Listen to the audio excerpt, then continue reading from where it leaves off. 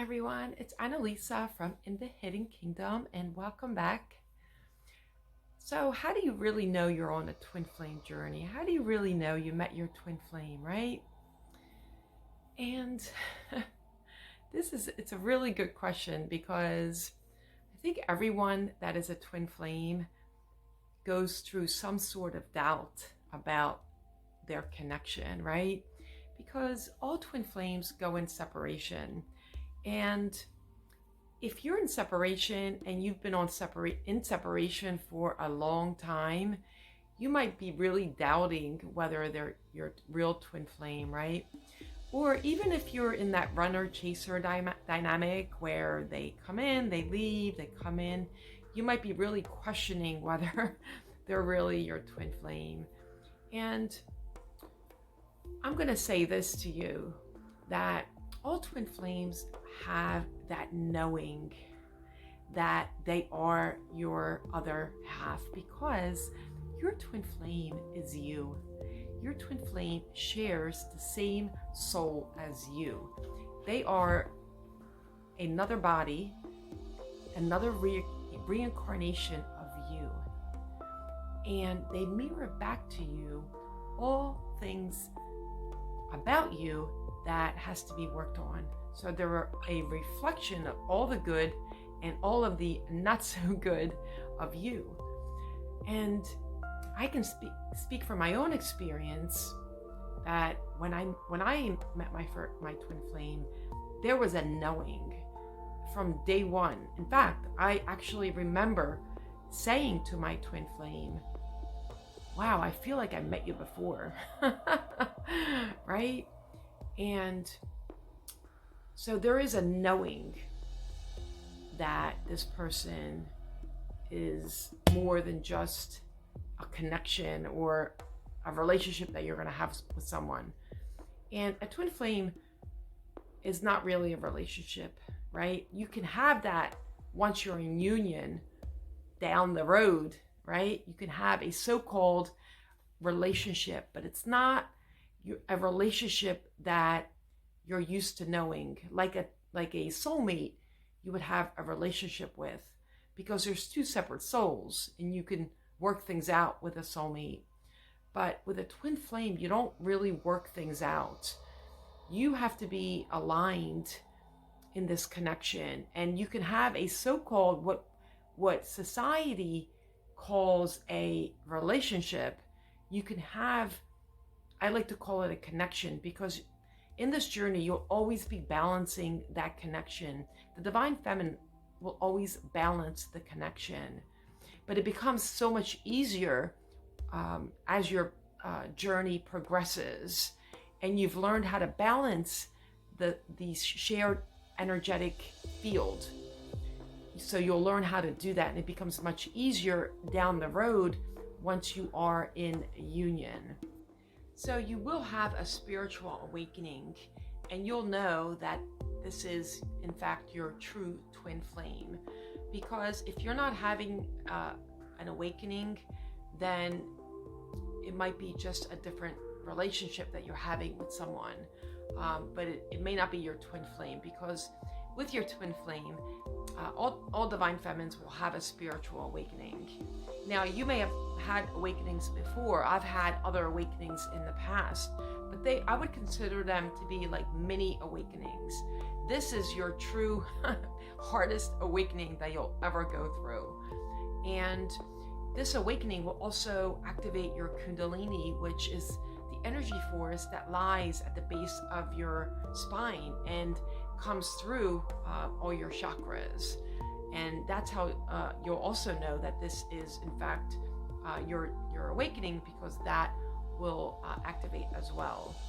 And you'll have the dark night of the soul, which is, some people consider that to be like an ego death, where you begin to realize that you are a soul and you are more than just your mind, your ego. And your ego tends to keep you trapped into fear and lack and self-worth issues, which can be some of your core wounds that are being triggered. So those are some areas that you'll know, some stages that you'll know that you in fact have met your true twin flame. And once you begin doing the work, the inner work, and really releasing the layers of your ego, kind of like releasing the layers of an onion, you're kind of peeling back, right? The layers of an onion is another analogy of having an ego death. And ego death does happen because all the conditioning that you've had from an early stage, right? You begin to realize that a lot of that isn't true, right? And your ego, you start to really realize that you are the soul and you are the creator of your universe, of the universe, and you can connect to the universe, right? And you can, go into that quantum field, right? As you begin to meditate and spend time in silence, and your clairs also, if they haven't been activated, your clairs become activated as well, which is part of your whole spiritual awakening.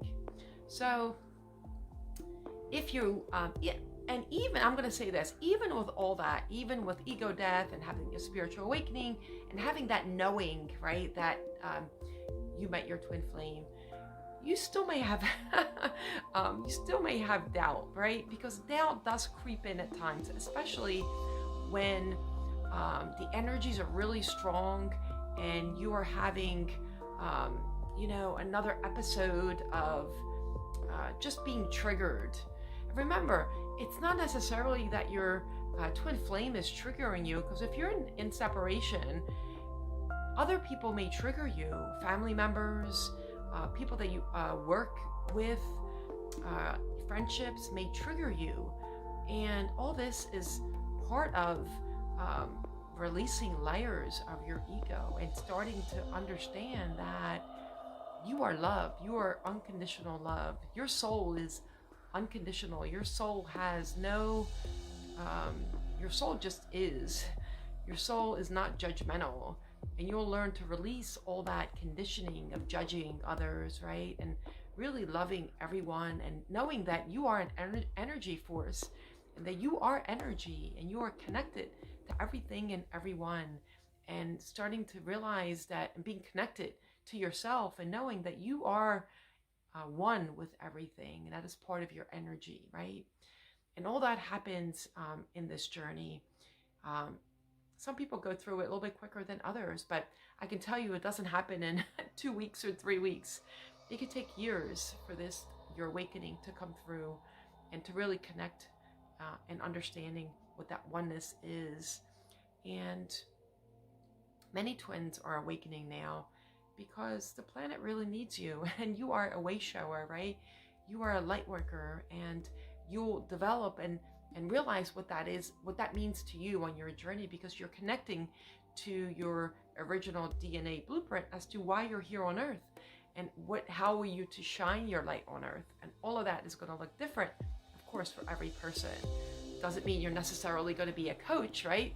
But you might be a coach for anything else, for weight loss, or a coach for in your menstrual cycle, or it could be a coach for how to garden or how to take care of animals. It could be anything, whatever that calling is for you. So really tuning in to what your passion is. Your Kundalini will push you to really seek what your passion is and develop that passion on this planet. That'll be part of what your soul mission will be. And that you may have already have learned what that passion is. You may have a job where you're doing that now, and you may not have to switch fields. Many people do on this journey. They switch fields into something else. They may have been a nurse for 20 years, and all of a sudden they get connected to crystals, and they learn all about crystals, and they become crystal healers. So it's going to look very different for everyone, and you'll be called into whatever that may look for you. So just know that this journey is very individualized for every person. And if you're going through all these different stages, then you could be assured that you are a twin flame and you've come onto this planet for a specific reason. And you will find that. You will find that reason. So have patience with yourself, right? Try not to like compare your story with other twin flames, because that will just put pressure on you, and and it might frighten you. And this journey will really push you to release fear, right? And that's part of that ego death that you'll go through. So I hope this was helpful. And if you haven't subscribed yet to my YouTube channel, please subscribe. And I'm sending you so much love, and catch me on my next YouTube.